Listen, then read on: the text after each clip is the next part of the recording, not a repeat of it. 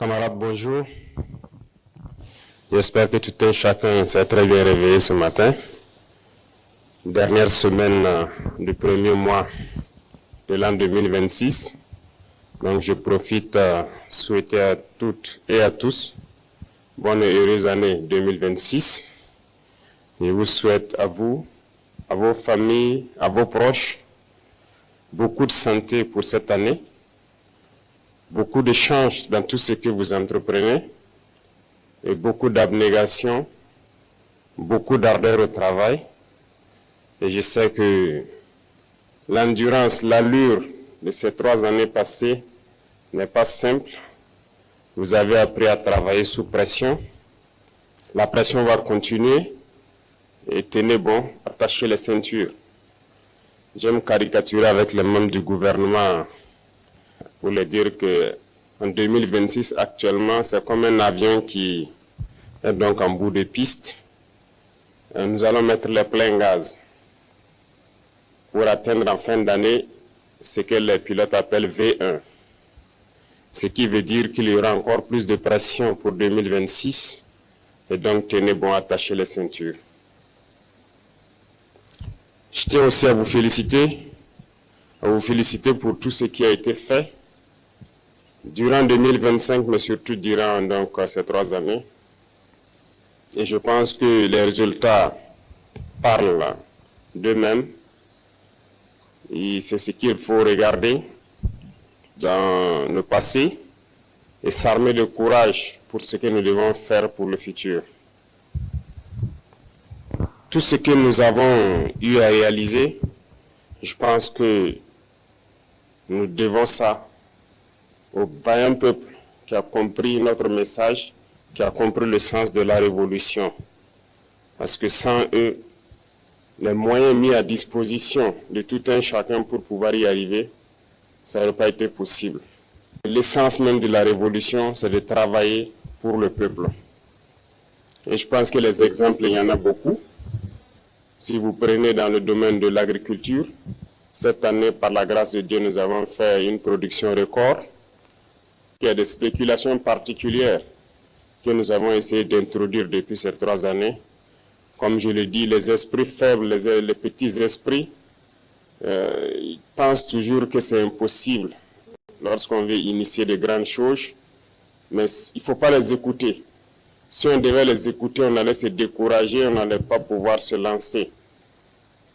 Parce qu'il y en a aussi qui sont là pour nous décourager dans tout ce que nous faisons. Lorsque vous décidez d'entreprendre quelque chose, ils vont être dans les railleries, les moqueries, pour vous amener à vous démotiver, à ne pas vous lancer.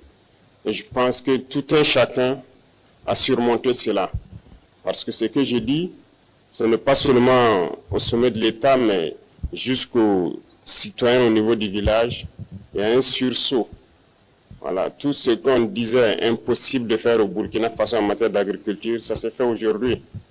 Nous avons parlé du cacao, les gens ont crié sur tous les toits. Même certains réactionnaires à l'intérieur ici ont fait comprendre que non, ce n'est pas la priorité. Et pourtant, Dieu merci, nous avons de très bons maîtres chocolatiers. Et notre objectif n'est pas de produire pour vendre à l'extérieur, c'est de produire transformé pour nous ici et pour nos enfants. Aujourd'hui, le café, c'est une réalité au bord de Saint-Mandéni et nous avons, Dieu merci, des Burkinabés qui le transforment. Et je vous invite donc à consommer ce qui est transformé sur place ici. Beaucoup d'autres spéculations telles que le blé, l'ananas, la vigne et bien d'autres, j'en passe, se cultivent aujourd'hui au Burkina Faso. Et ça va se transformer ici au Burkina et ça va créer de l'emploi pour le Burkinabé et c'est ce que nous allons consommer. Et donc c'est ce qu'il faut voir dans ce qu'on a pu réaliser et s'armer de courage encore pour l'avenir.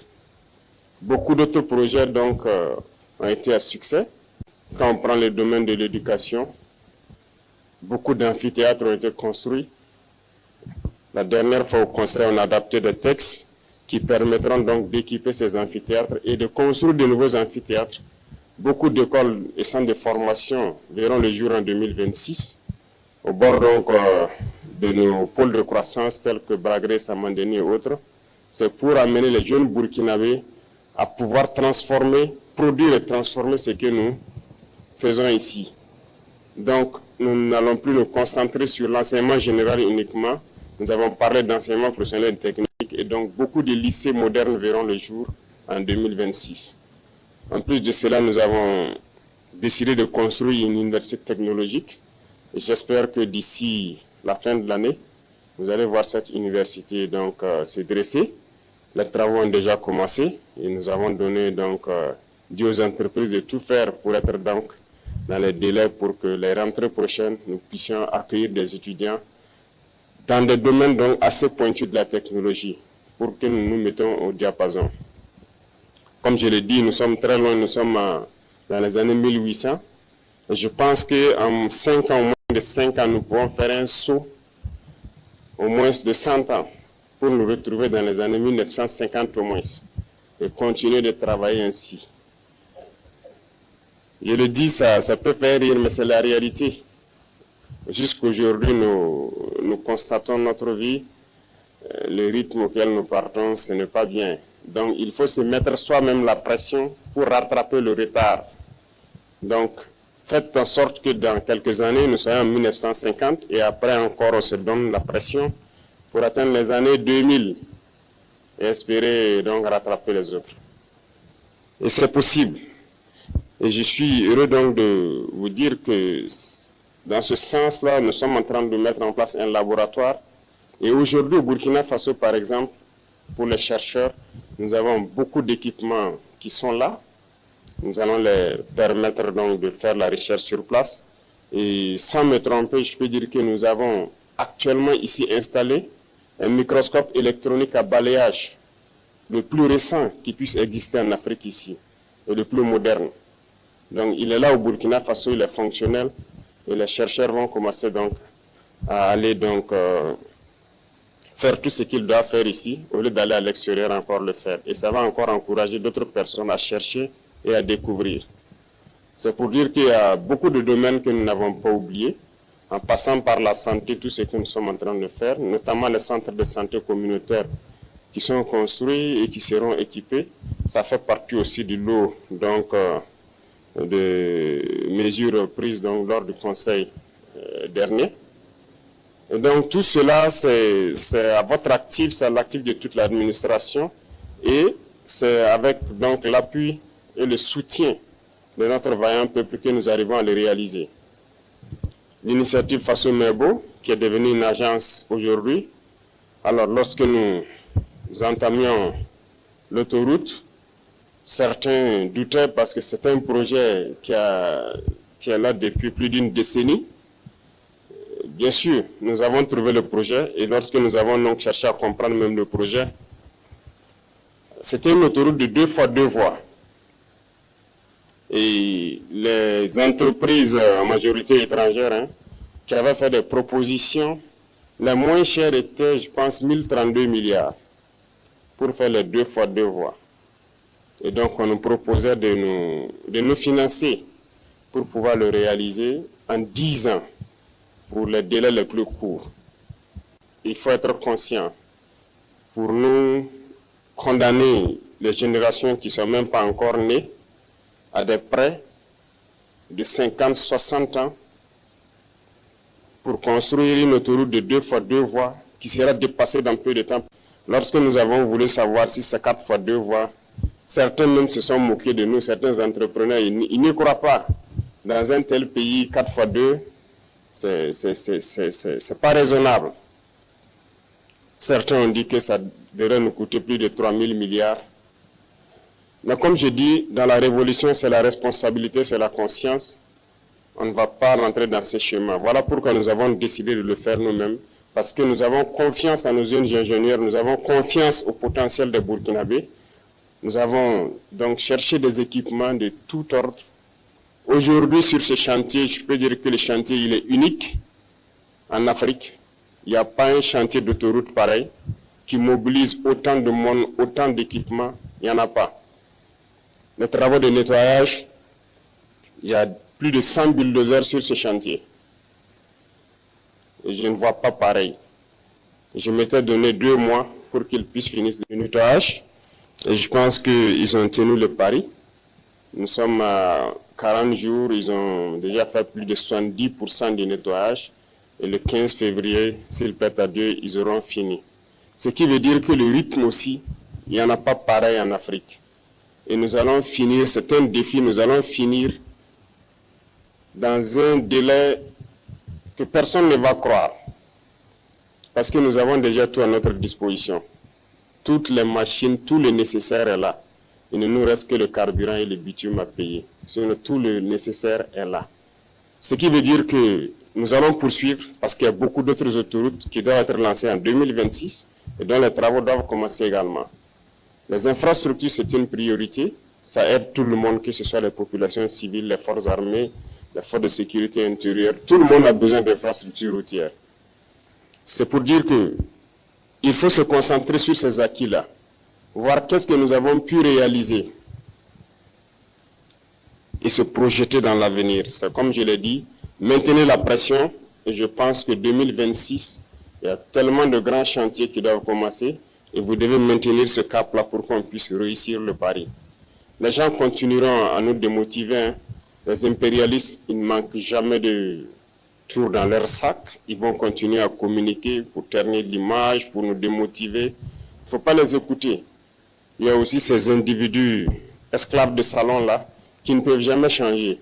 Je l'ai dit, eux, c'est comme une malédiction qui les poursuit. Peu importe ce que vous ferez, génétiquement, ils sont esclaves.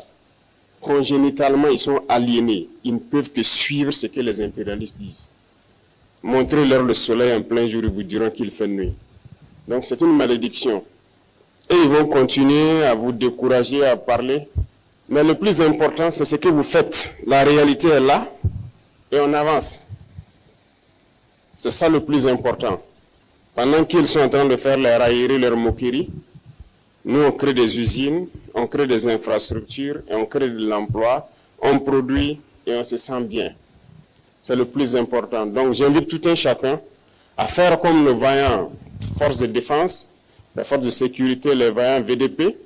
Vous voyez, les impérialistes, certaines ONG, de je ne sais quoi, ont tenté tout pour saper leur morale. Ont tenté tout, ont écrit, ont intimidé, ont menacé.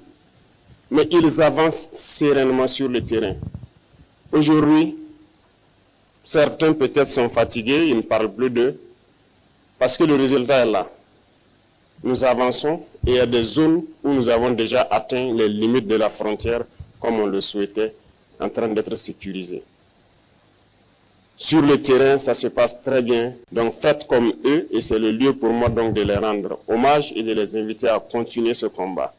Et tous ceux qui sont sur les différents chantiers, je parlais tout de suite de façon mémo, c'est le lieu pour moi de les féliciter, de les encourager, parce que c'est historique ce que nous faisons et c'est unique en Afrique. Et tout un chacun qui a la chance de participer à cela, et je pense qu'il doit en être fier. Et tous ceux qui ne sont pas encore entrés dans la danse, que vous soyez ingénieur et que vous pensez pouvoir apporter quelque chose, je l'ai dit, allez-y, apportez votre pierre parce que demain, on dira ce sont ceux-là qui ont construit ces infrastructures pour permettre au Burkina Faso d'être au niveau où il est.